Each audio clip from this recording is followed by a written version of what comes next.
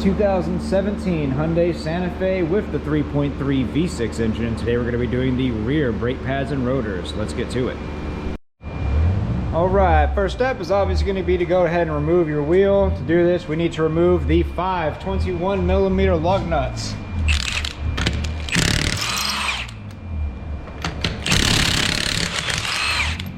Let go.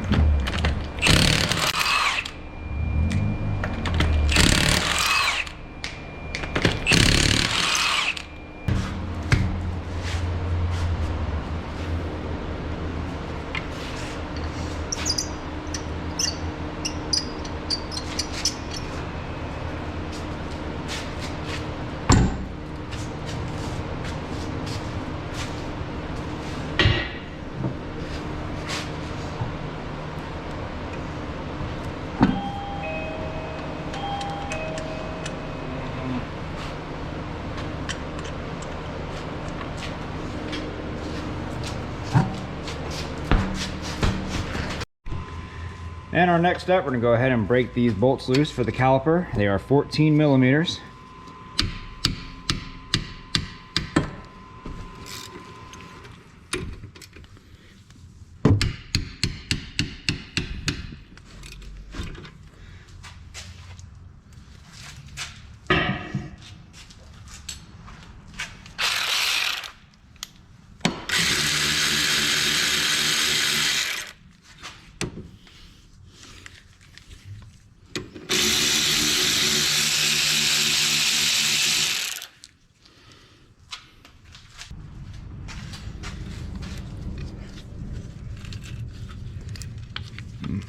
That is on tight. Lots of rust. And in a second, we'll see why these need to be changed out. Look at this, just full of rust. Disgusting. Alright, so these are your separator springs. They push the brake pads off the rotor and keep them off of them unless you're braking, which saves life on your pads. Fortunately, didn't really account too much on this one. As you can see, this pad and rotor have gone metal to metal, which will cause that hard grinding noise whenever you brake. Gimme.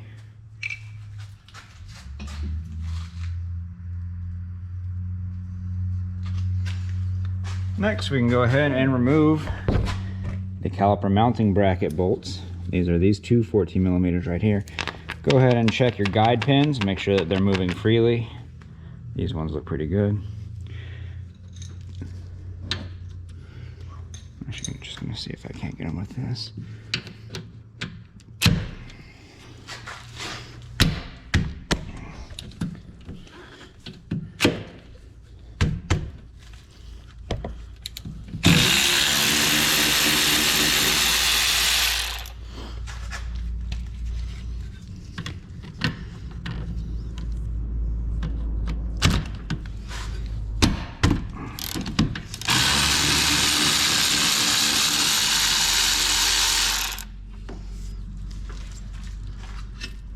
Next, let's go ahead and remove our rotor. To do this, I highly recommend getting yourself one of these slap screwdrivers. Just go ahead, put it into the screw head, and then rotate in a loosening fashion like you're trying to unscrew it, and hit it with a good size hammer.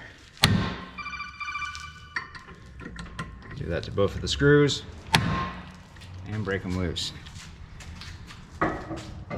If you unfortunately round off one of these heads, you will have to get a drill and drill them out, and it wastes a bunch of time. So I highly recommend you spend the 15 to 20 bucks on Amazon or eBay and get yourself one of these guys.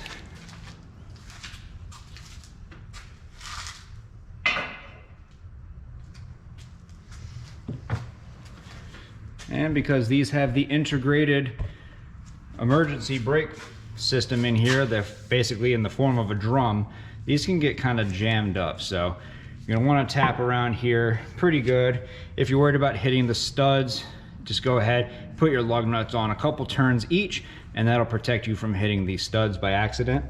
And then you can go ahead and tap back here, rotate, tap, you get the idea, you'll see me do it.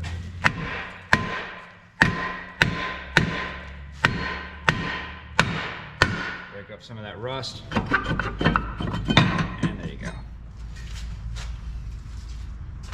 Slap on our new rotor. Oh, make sure we line up the screw holes. There we go.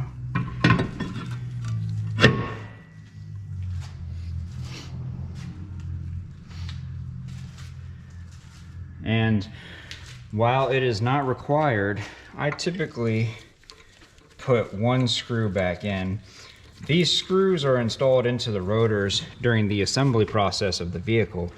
As this is going down the assembly line, you don't want a 20-pound rotor to fall off, hit the floor, break somebody's toe, whatever and what have you. You want it to stay flush right where it was mounted.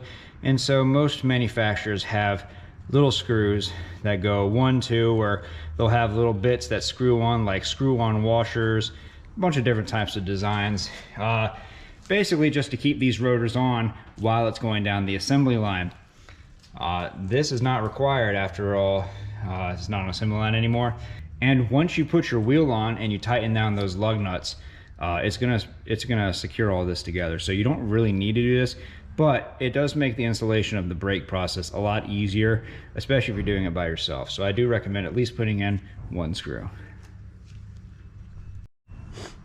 And make sure when you're doing the rears that you put your little dust port cover back in here. This is a little rubber port. Take that off your old rotor, put it on your new one.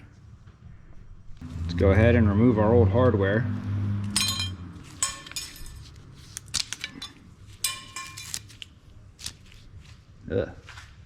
Next, get yourself a wire brush. Just give this a little bit of a resurfaced finish on here, especially if it's been a while.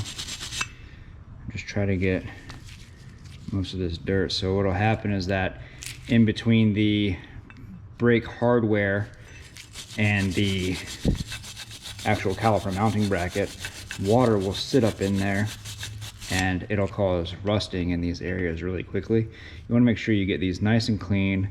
You don't need to be over here scraping them down to bare metal or nothing, but you would definitely want to make sure you get all that surface rust out of there. Go ahead and reinstall our caliper mounting bracket.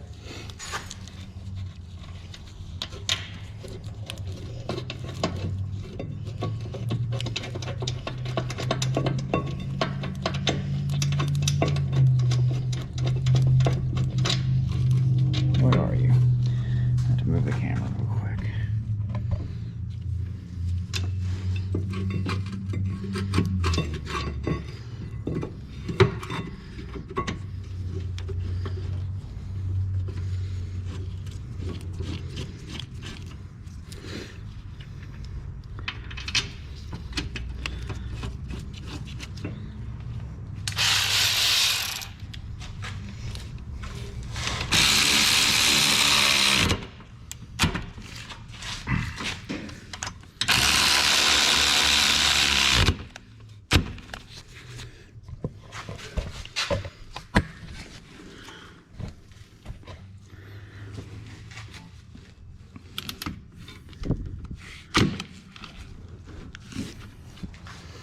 Go ahead and install our brand new brake hardware.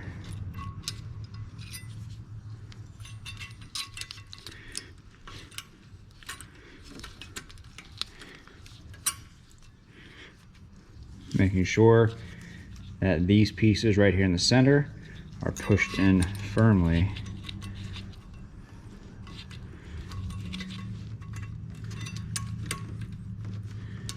And you'll kind of hear that clicking as it rubs in. And before you do anything else, turn your rotor and listen for any high-pitched squealing. If you don't hear any of that, you know that your hardware is good to go. Go ahead and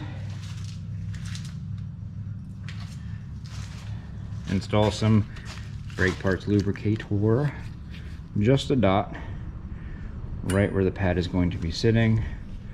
That might have actually been a little bit too much, but I think we'll be okay. That was good. That was good. That was good. And now we can install our brand new brake pads. you'll notice that one of your brake pads has a wear indicator on it. And it's this little metal thing that wears into the rotor when your brake pad wears down to a certain point. This brake pad goes on the inside.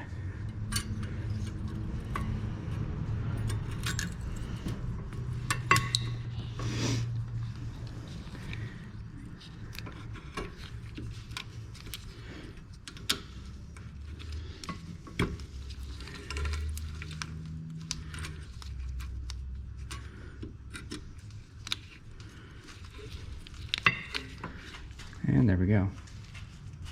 Now we can go ahead and install our brand new brake pad separator springs. The front ones I just did not come with them, but the rear ones did. So it really is hit or miss on whether or not you're going to get all your hardware. So I'm not too sure what that's about. And finally, we can go ahead and compress our caliper back in. To do that, grab one of your old brake pads and a nice C-clamp like this one. Go ahead and get it positioned, and we can start compressing our piston back in. I know that they make tools to do this, but they cost around $50 for the cheap ones, and they typically last me about 6 months before they break. This C-clamp I've had for 10 plus years, and it's never let me down once. And with the C-clamp placed right in the center, I know that I'm applying very even pressure to the entire piston, which means the piston has less chance to go cockeyed inside of the piston cylinder here and cause damage. Go ahead and keep putting that down until you can't no more. And done. And we go ahead and install that caliper now.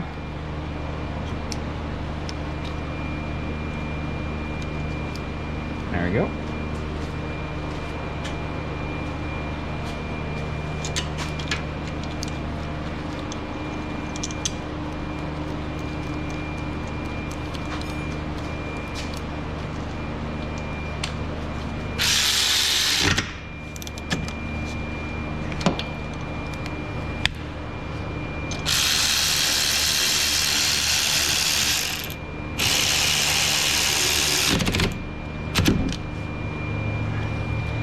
And there you have it. Quick thing you need to do before you start your vehicle is you need to pump up your brakes. When we compress the brake calipers in, they're not going to be touching the pads yet, so if you slam this thing in reverse and pull out of your driveway, you're going to keep going. So make sure you pump your brakes. But other than that, go ahead and put your wheel back on and you're golden. If you'd like to see more videos on this vehicle, go ahead and check out that one next. I made that one just for you. But other than that, if this video helped you out, leave a like. Don't forget to subscribe, and we will see you next time.